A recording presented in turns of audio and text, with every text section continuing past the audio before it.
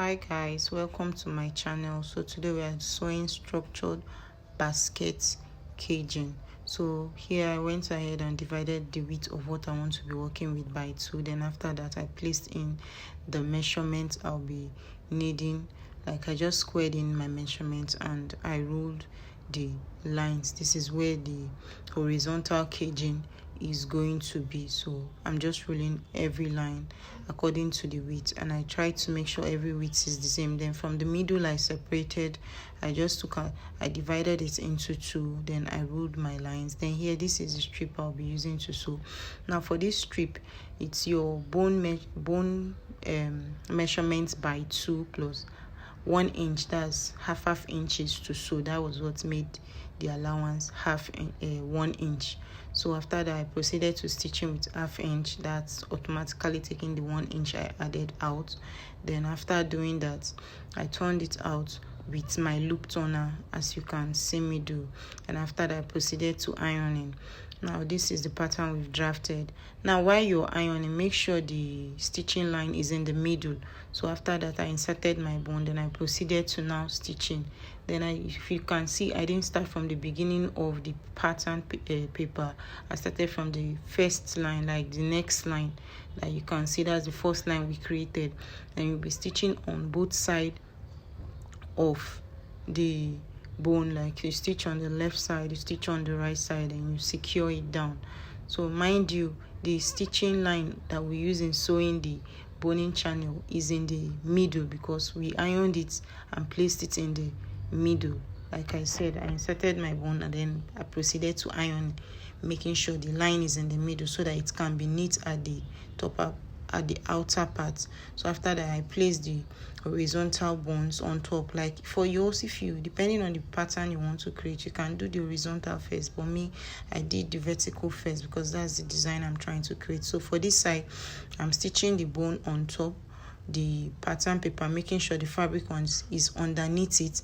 That's, I'm stitching on both sides of the bone, making sure the fabric is underneath it because I'll be turning in the edges. That's why we left the edge earlier on. So now I've stitched on both sides of the bone, making sure the fabric is underneath it while you're sewing. Then after that you just flip it to the right side, then you sew.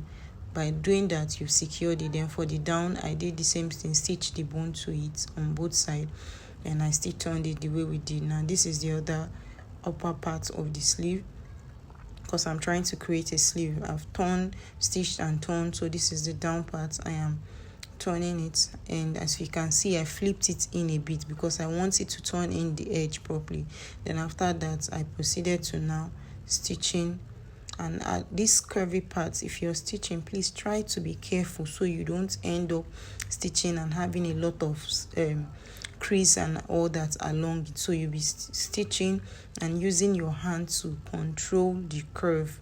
I didn't put bone there because there's already bone on the other one, but depending on what you're doing, if you know it's going to just be stable on its own, please try to put bone before stitching and covering this place. But me, I don't need a bone there because there's already bone on the other straight parts, so that's why I didn't put bone here.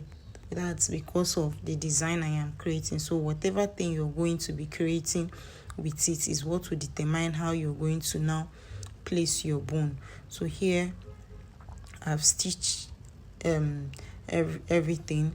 Now it's time to take out the pattern paper. So you just tear it and bring it out, as you can see me do. So try to take out every piece of paper, even the one that is underneath the boning channel. Try to take them out so that your work will be neat. So you can see me taking it out.